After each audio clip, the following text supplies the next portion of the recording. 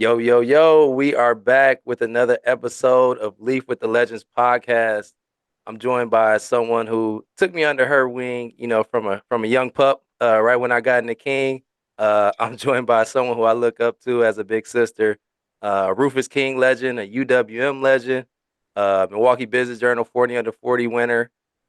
She's a ASICS brand ambassador, currently the director of community partnerships at Greater Holy Temple Christian Academy and a director of health and wellness for Social X MKE. Got my homegirl Tenia Fisher. Hey, I'm glad I'm on here. That's so sweet. I Oh didn't know you. yeah, oh yeah. You know you a legend. You know you a legend. So early on, like we gonna get into the like all your accolades and whatnot with within track and field and cross country. But like when did that switch kind of flip for you where you were like, okay, I got some athletic ability here. So I mean, it took a while, but I knew like my love for running started young. Mm, I wasn't very like good though. So I started when I was 12. We did a race around, I went to MSO. We did like a race around the school and I won. So then that's what sparked the you know, passion in me to be running. At a young age, when you find out like you're good at something, and that will inspire you to continue going with it. So just did that for a little bit, those races here and there at random track meets, but I had no training. I was just running on my own. I didn't know what I was doing. Wasn't fast. Not good. I didn't, but I knew I liked it. So that's kind of what kept that. But what made it like, okay, this is something I actually am good at. I think that didn't start until I got to high school. got you, got you. And what would you say that like the sports played a huge role with you going to King? No, Okay. I wanted at that. So, well, yeah, we're old. So I was the first class to get tested. So you had to test to Mm, get to King. I yep. was the first class to do that. So that was like a big thing. King was like the up and coming school, the like best school to go to. So that's why I didn't know nothing about their athletics or nothing like that. I didn't know wasn't even sure I was gonna run there. I just wanted to go to school there for academics. Got you, got you. Yeah. So at King, you were all city and cross country. You won the individual city and the team city championship in 2001. Also winning a state championship in track that year. And I know we kind of really connected, my freshman year when I decided to run cross country. Uh Mhm. and shout out to Zizi and the whole cross country team. But yeah, it's just like can you kind of talk about like some of those memories, running on those teams? Yeah, so cross country, I didn't join till my sophomore year, and I joined like randomly in the middle of the year, only to get in shape for track. Mm, I love track, and I was heartbroken when I didn't make it to state my freshman year because I just assumed that was something you're supposed to do, as a freshman, especially. Didn't make it, so I was like, okay, well, how can I continue to run, and get better? So I joined a summer track team, so that was the first step. And then, yeah, I went into cross country and I just randomly showed up to practice in the middle of the season. And Zizi was like, okay, just try to stay like in the back and hang on, And I was like, oh, he must not know like I have experience. So I like just started running. I like led the group. And he was like, oh, okay. yeah. You a runner. So that's kind of like that was like my experience with that. um, Black people are not told to run long distance. There's myths that long distance running will hinder your speed. There's just so many myths, and then you just not seeing people that look like you running long distance. Facts. So, I mean, before all y'all joined, like it was me and maybe one other Black person, and we were in a city. So, I mean, I adapted well. I had no problems. I was fine because that's just my personality. But I still knew there were differences. But yeah, I enjoyed my time on cross country. I mean, that was a completely different experience than being a track athlete. I Mhm. think cross country were way more just the people, the temperament, just being more teammates and more bonding and encouraging, loving. Like track offered that too, but cross country is just a whole different breed. And it's just people there to have fun, Yeah. not really caring about, it wasn't, I don't know, there were competitive people, but it was just a different vibe. But that opened up the door to me, what I'm doing today, which I never thought I would be doing, uh, is long distance running. And then as far as track, that was, our freshman class was completely different. We came in and it was a bunch of us and we were all like pretty talented. So that was that team that won my senior year in 2002. And those were girls that, we wanted to be successful. We pushed each other. We had a different agenda. Um, and I think that's what like encouraged me and pushed me a lot. I really enjoyed my time at King. That definitely molded me to who I am. A lot of lifelong friends, and it really gave that click in my head as to, okay, this is something I'm really good at, and this is something I want to continue to do. But how do I do that? Yeah, no, facts, facts. So with all of the success and the accolades that you had, throughout high school, um, like what all schools were offering you, track scholarships, and then what ultimately led to the decision to choose UW-Milwaukee? That so I was like good, but I wasn't like good enough, which is crazy. So I went to Tennessee. I thought I was about to be, going to these big schools down south. Baby, I was not like fast like that to be running down there yet. Hmm. I had potential, but Tennessee offered me something, TSU, Wisconsin. They didn't offer me anything at first and then came back and tried to offer me something after I already signed. Yeah. Um, but I can't remember. I didn't have many like standout offers, but UWM was really at me. And I will always like I'll never forget how they really sold into me and really that college experience and making you feel special when you go on that visit and them coming to see you run, that's a big deal. For sure. They also had an idea of, they wanted to get a lot of King girls because we were a class that was really good. So my teammate Tamika Walker came, Marcia Roundtree. So they had a plan, they wanted to get us all there. And then just my coach seeing my potential. So I was good.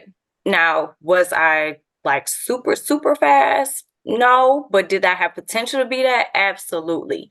And that was something that he saw in me, and that's what made them really commit to me. And that's what I saw I wanted to commit to them. Now, did I want to get away from home? Yes, but I was going to where the money resides. So I was going where, but Milwaukee was great. I still felt like I was away from home. I stayed in the dorms. I only came home maybe on the weekends it started, and then I was just coming whenever I was available because I was running so much. So it still was giving me that home away from home aspect. But Milwaukee, I really chose that because of how dedicated they seemed to me. Hmm. And they made me excited about the school and us turning over a new leaf, a new chapter in, at Wisconsin, Milwaukee. Yeah, and y'all did. And I'm gonna read some of these accolades. So team accolades include you helped lead UWM to 3 Horizon League championships. Individual accolades include you were the Horizon League Outdoor Track and Field Athlete of the Year in 2006 and the Horizon League Indoor Track and Field Athlete of the Year in 2004, 2005, and 2006, and graduated with 5 school records. So I know you said like when you got into UWM, like you were like good, but not like good enough. But like, so when did you become like on that next tier? Or like did you feel like a shift? Yeah, college is different. I mean, it took me a Facts. minute. I mean, I was spoiled. My mom still woke me up every day. Still iron my clothes, wash my clothes. I was spoiled. Oh yeah, you So had it good. it was a transition. Like me waking up on my own, setting an alarm, 2 a days, lifting, all that stuff was tough. So cross country, I had to run cross country there too to get my scholarship for both, you know. That was the time of me figuring everything out. But by the time track season came and the click was where I ran outdoor conference and I broke like the school record, the Horizon League record, and got my punched my ticket to regionals. And that was I was shocked. Like I did not know that that was about that was happening. Hmm. But it was like all that training, all that hard work. That's what got me there. And I was like, oh, okay. And then my coach did not look shocked at all. And I'm like, is he not happy? And he's like, no, this is what he was You like, do it. this is what we're training for. This is what you Yep. were supposed to do. I was like, oh, like, and he was like, you should have been doing this a long time ago, you know, but at high school, I'm not gonna knock my coaches. Like you a lot of high school coaching is tough. I know you know that. You don't get paid a lot. Track meets are long, basketball games are long, like they're, you know, it's a lot of time on Mhm. your own, you know. So I'm not gonna knock my high school coaches for that, but it was just, you know, having the knowledge and just tapping into that. So yeah, that click was outdoor conference. I ran my fastest time ever in the 400, and it was on from there. So then um, my coach, I started to get faster, and then I was getting better at cross country too. And he kind of didn't know what to do with me then. Like I was breaking my own records multiple times. So then they were taking me to other meets. I was training with boys. Like it was insane. So he gave me to the sprinter coach and we started to work on this 800 formula that I wanted to be a 400 runner. A 400 is one lap around the track for people that's listening. And then the 800 is two laps around the track.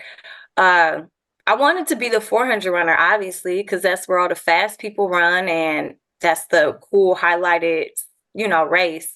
But the 800, that was my baby. Like I was that girl in that 800, and that was something I needed to just acknowledge and take over. And you know, and that's where my sprinter coach, he kind of honed in on that, and they made sure they made workouts solely for me to run the best 800 that I possibly could run.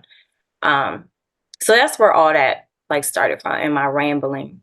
No, no, no. You're not. You're not. No, Okay. that's the narrative. That's part of the story. Mhm. Oh, I love it. I love it. So looking back on all the successes that you had, in high school and college, like, is there anything that you would change or do differently? Um, yes, to be transparent, Hmm. I drank in college. Hmm. I mean, not a lot, but I drank. I Hmm. went out. Me and my sister was talking about this the other day. Like, dang, we wish we would have took it more seriously. But you Shout know, out I to was Nene. yeah, my sister, she a record holder at UW too. Um, I did take it seriously, but there were things I could have done to be better. But also, I don't know. I was a kid. Yep, Like, and while y'all watching all this March Madness stuff and we betting on these are babies, y'all. baby. Yes, we're kids. We are expected at 18, like, to be performing at this high level. That is so crazy. All while going to school. Like, it's a lot. So I was a kid Hmm. running all of this and trying to navigate friendships, relationships with like my significant other, you know, discovering who I am Hmm. and wanting to get that full college experience too and all of that. So I do kind of wish I would have took it a little more seriously, but then I don't know, would I have not met the people I met? Would what would, you know, my life maybe would have been different. So it's just like it's twofold, you I hear you. know? I hear you. Um but I'm grateful for everything that I did do, that I did accomplish. I'm grateful that I'm happy. I never regretted going to UWM. I know people want to get away from home, but I truly am blessed and happy that I made that decision. Yeah, and it turned out to be a really, really good one. Yeah. Hall of Fame inductee was 2019. Mm-hmm. Okay, okay, yeah. So it worked out, and life is about Yeah. balance, right? So Right. obviously, you were doing enough, quote unquote, good. to outweigh, the partying and whatnot. But Right, right. I think that's real though. Like, for any younger, demographic that's listening, like, yeah, you have to enjoy yourself. You're gonna it's college. It's just things Mhm, that are gonna happen and occur. But there's always about that balance, right? Like mhm. what you put in is what you get out. So definitely, Yeah. definitely. So I'm curious, what got you locked in? Like, was it music? Was it like a certain show you would watch, or like a meal you would eat? Like, what got you locked in for like the big races? Oh, okay. I used to give myself negative affirmations. It's so bad. But I used to be like, they looking at this little girl from Milwaukee, thinking she can't do nothing. I'm like, I'm about to show them. I'm about to show them. Like, just like self-talk, like thinking Yep. people saying stuff and they not. Um, when I ran at Wisconsin, I was like, ooh, they did not want to offer me a full ride. I went there, broke their field house record. I just like Everything's personal, right? right. Yes. So I was like, you know what? I'm about to show them. Like, so I'm the competition, it's me. Like, so I'm just talking to myself, like, who I want to prove this to. I'm also the oldest sibling. So I wanted to make sure my siblings, they looked up to me and I want to make sure that I put on a good show for them. And I want to make them proud, my family. Um, how I did reflected on my siblings. I was talking them up every chance I could get. My sister running, my brother running, just to, that lineage, like, if I could do this, like Absolutely. imagine what my brothers and sisters could do. So my family and then just myself, like self motivation of what I wanted to show what I like the world, what I could do. Yeah, I love it. I love it. So, who were some of like your earlier like track and field influences? Oh, well, now it's controversial. Marion Jones, Okay. loved her. But yeah, but that was who I looked up to. My era was Michael Johnson. Mhm. He was super fast. Florence Griffin Jr., Flojo. She was a huge influence. Yeah, and then people that look just like me and they're just like me at King. So all those upperclassmen looked up to them at UWM, all the upperclassmen that were successful and fast. I wanted to be like them and I wanted to beat them. So um yeah, those are kind of like my motivators and people I looked up to. So, well, let's shift gears a little bit. Let's get into adulthood, right? So, currently, you are the director of community partnerships for Greater Holy Temple Christian Academy. So, how did you get involved into education? So I always wanted to be a teacher. So Okay. that was one thing for sure.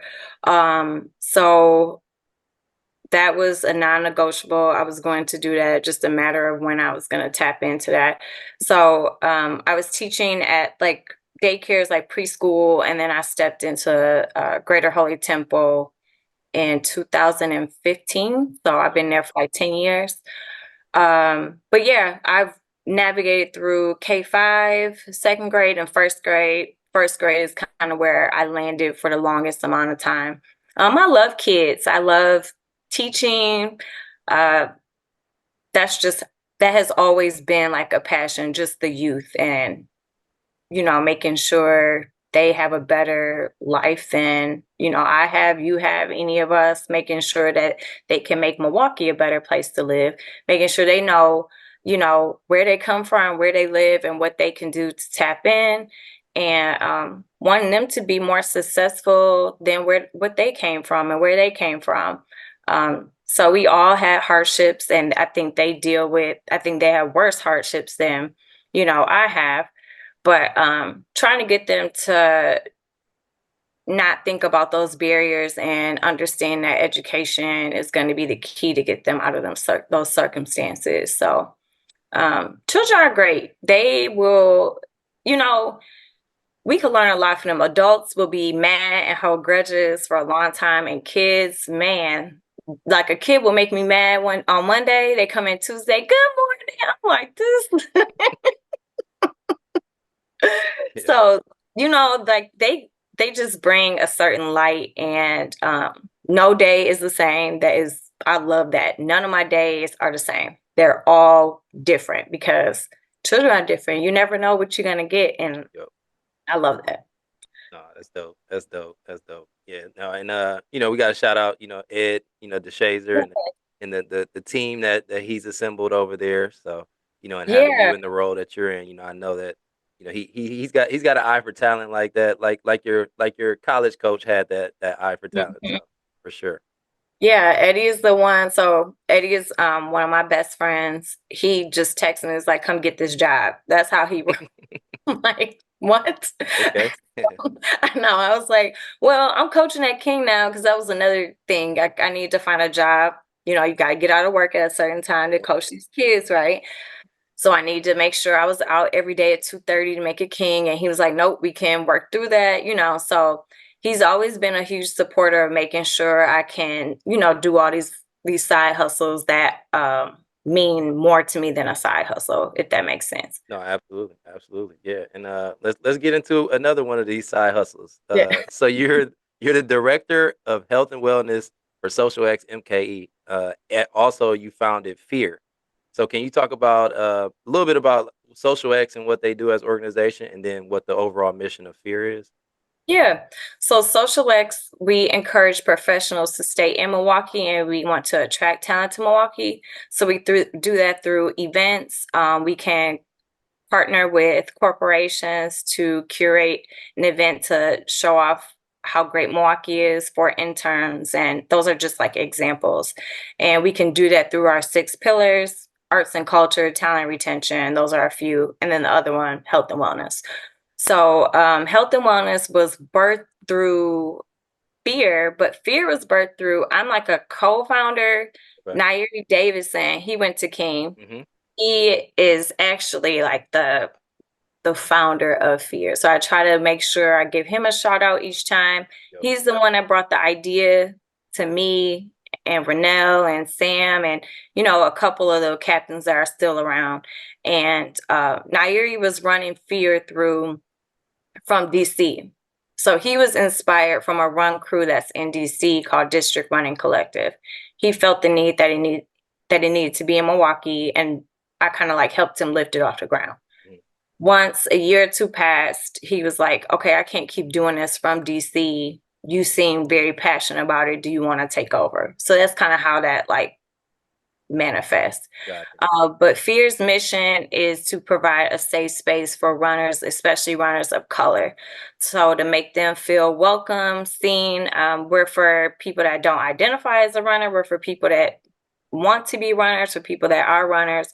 We are for anybody, any shape, size, color, gender, anybody. So we just want to change that running narrative to make sure that it's not just for white people, which you normally see running. It is for anybody, especially people of color, can start running too. For sure. And what's some of the like pub and press that Fear has gotten over the years? Yeah, so our biggest one was we were featured in Runner's World. That is a national global publication. We were featured, I think, in maybe 2020, 2021 during the civil unrest. We were featured on the Today Show. That was also around that time. They did a beautiful piece on us. ASICS has done multiple stories on us. They've done an amazing job. Every publication in Milwaukee, so Channel 6, 4, 5812. I'm probably missing some, but yeah, it really took off during that civil unrest, and people were looking for an outlet during COVID. Um, Trying to figure out what others, running was the big thing. That was what you could do because the gyms were closed. Besides those Pelotons, everybody was getting. Um, but yeah, so that's where we kind of thrived, and then we always had that mission. So people were just now getting tapped in with us, but that was always the mission, to make it safe for people of color and to make us more seen in the running world. So, And Fear stands for oh, forget everything and run. get everything around. Gotcha. Mhm. I'm gonna get out there this spring. I hope You that got we you got my still you got my word. It's on good. it's on wax, as they say. I'm gonna get on it. Okay, it's 10 years, so I'm hitting up everybody. Like people I haven't seen, I'm like, we've been celebrating this for 10 years. So if I've known you for 10 years, that means you ain't came.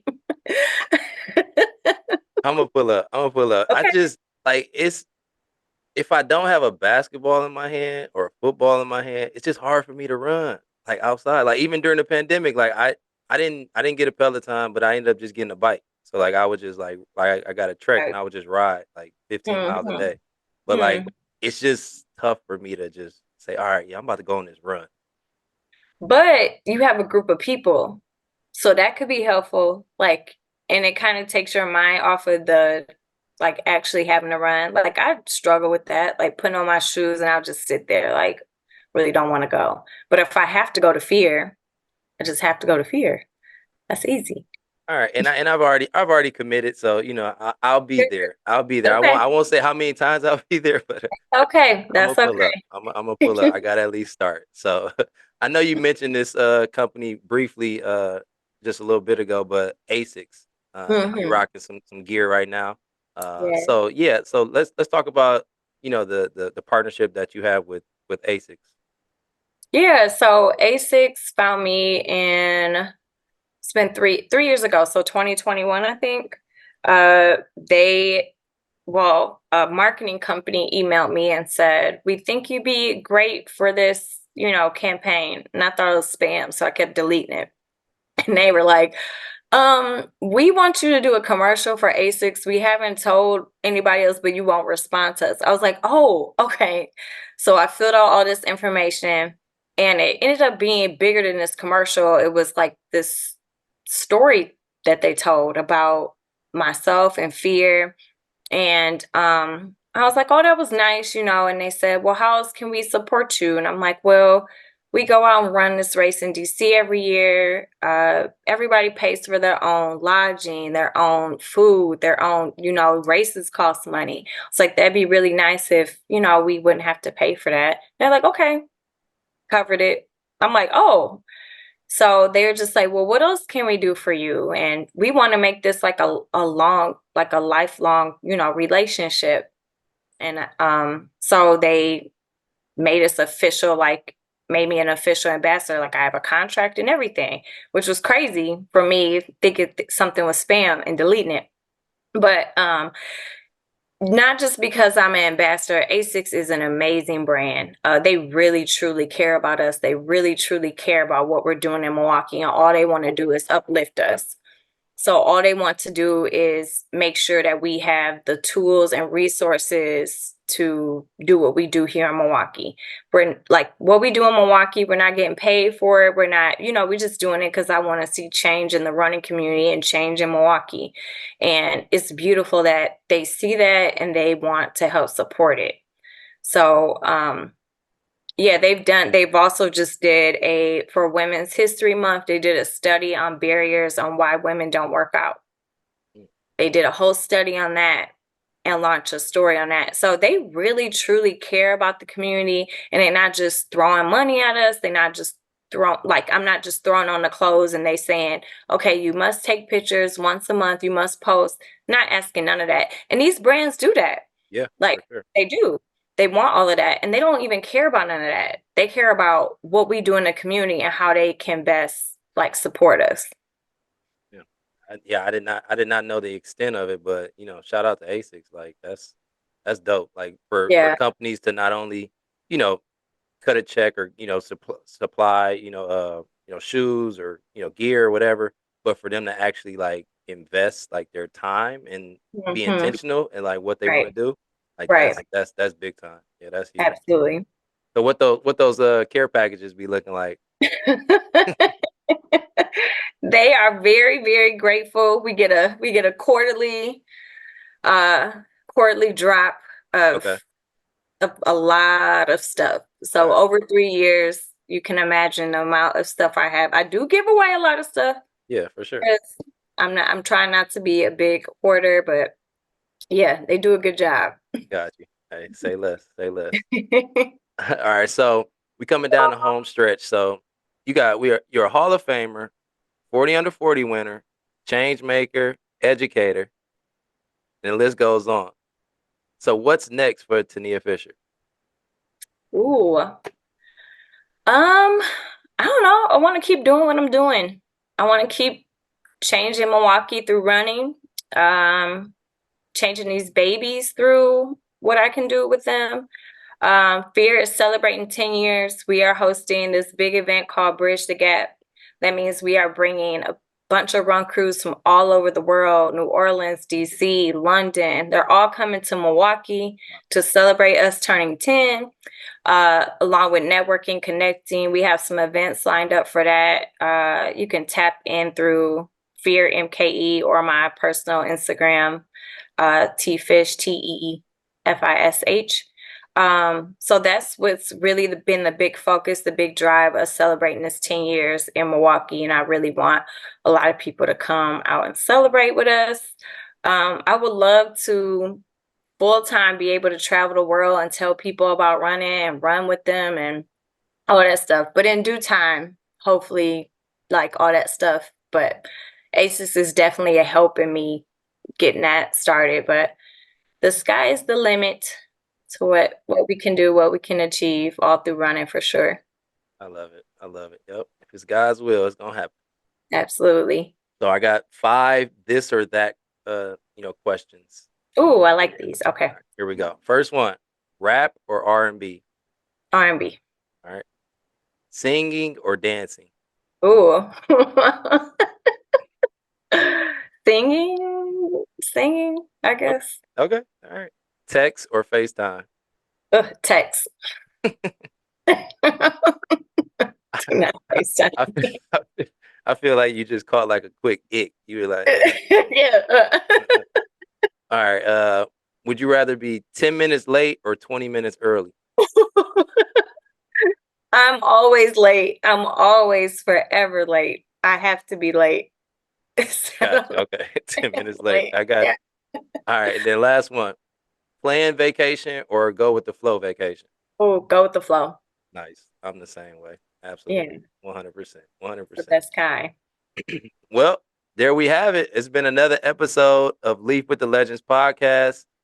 Like I said, with someone who I look up to, who's very influential within the community, Rufus King legend, UWM legend, director for community partnerships at Greater Holy Temple Christian Academy, and director of health and wellness for Social X MKE, also ASICS brand ambassador.